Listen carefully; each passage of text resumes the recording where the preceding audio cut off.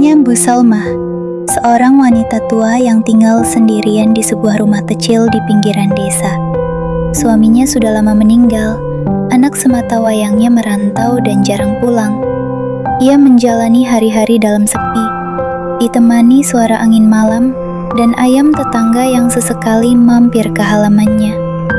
Tapi bukan itu yang membuat Bu Salma dikenal di kampungnya. Banyak orang tahu, beliau jarang sekali terlihat di masjid. Bahkan saat Ramadan tiba, tak terdengar suara lantunan doa atau zikir dari rumahnya. Para tetangga sudah beberapa kali mencoba mengajak, tapi Bu Salma hanya tersenyum memah, lalu menutup pintu pelan. Udah tua begini, ngapain repot-repot sholat? Yang penting hati saya baik, begitu katanya suatu kali saat ditanya ibu-ibu pengajian. Kalimat itu selalu diingat oleh warga kampung, hingga akhirnya hari itu tiba. Bu Salma meninggal dunia di usia 68 tahun. Ia ditemukan oleh tetangganya, Bu Imas, yang merasa curiga karena 3 hari tak melihat beliau keluar rumah. Saat ditemukan, tubuhnya sudah mulai membiru. Namun, wajahnya tampak seperti menahan sesuatu, seperti ketakutan. Pemakaman dilakukan cepat. Hari itu juga jenazahnya dikuburkan. Tapi sejak tanah ditutup dan warga pulang ke rumah masing-masing, kejadian aneh mulai terjadi.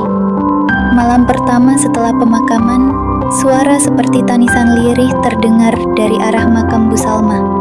Awalnya Bu Imas mengira itu suara angin, tapi malam berikutnya, tangisan itu makin jelas, disertai suara seperti orang memohon agar dibukakan pintu. Beberapa warga mulai resah. Ada yang mengaku melihat bayangan putih melintas di dekat rumah Bu Salma. Ada pula yang bermimpi didatangi sosok wanita tua dengan wajah penuh luka. 3 hari kemudian, makam Bu Salma ditemukan dalam kondisi menganga. Tanahnya seperti terbelah dari dalam. Nisan terguling, dan dari lubang itu keluar aroma busuk yang menyengat hingga membuat warga pingsan. Pak Ustaz datang. Beliau mencoba membaca doa dan menutup kembali makam dengan bantuan warga. Tapi malamnya, istri Pak Ustaz justru kesurupan. Ia berteriak histeris sambil menyebut nama Bu Salma berulang kali. "Ampuni aku, tolong, tolong, aku gak tahan panasnya." Sejak malam itu, warga kampung didera ketakutan. Banyak yang memilih tidur dengan lampu menyala. Bahkan ada yang pindah sementara ke rumah kerabat di kampung sebelah. Tapi aku minta maaf. Maaf karena gak pernah jadi anak yang baik. Maaf karena gak pernah ngampunin mama. Tapi kenapa mama juga gak pernah minta maaf ke aku? Kenapa mama tega ninggalin aku dengan luka sebesar ini? Malam itu, angin berhenti berhembus. Asap putih tipis keluar dari dalam makam dan terdengar suara lirih. "Maafkan aku, Nak." Desi gemetar. Ia menoleh ke kiri dan kanan, tapi tak ada siapa-siapa. Hanya cahaya rembulan yang meredup dan tanah makam yang perlahan menutup sendiri, seperti ditarik oleh kekuatan gaib.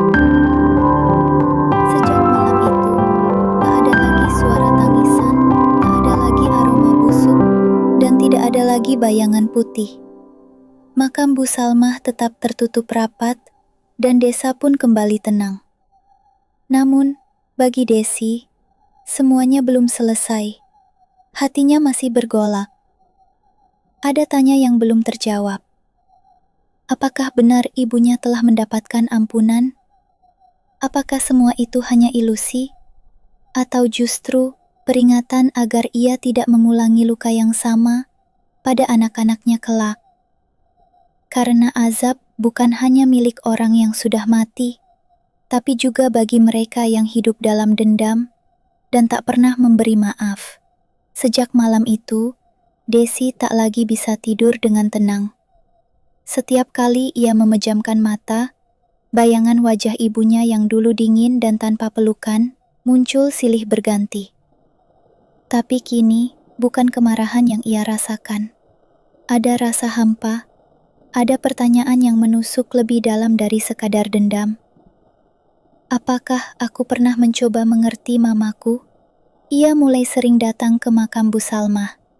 Setiap Jumat sore, ia duduk di sana, membawa bunga melati dan payung kecil untuk meneduh dari panas matahari. Warga kampung mulai memperhatikan perubahan itu. Mereka yang dulu mengenal Desi sebagai anak durhaka yang tak pernah menjenguk ibunya, kini melihat wanita dewasa yang menunduk dalam diam, memandangi nisan ibunya dengan mata berkaca-kaca. Suatu hari, Desi bertemu dengan Bu Imas yang sedang menyapu halaman masjid. Mereka duduk berdua di teras musola, berbagi teh hangat dan kisah lama yang terlupakan. Bu Imas berkata pelan, "Ibumu itu bukan gak sayang sama kamu, Des. Dia cuma gak pernah tahu caranya menunjukkan sayang." Desi terdiam. "Waktu kamu lahir," lanjut Bu Imas, "dia itu depresi berat. Suaminya kasar, dan dia gak pernah dapat kasih sayang dari orang tuanya dulu. Dia pikir, tegas itu cara satu-satunya biar kamu kuat, biar kamu gak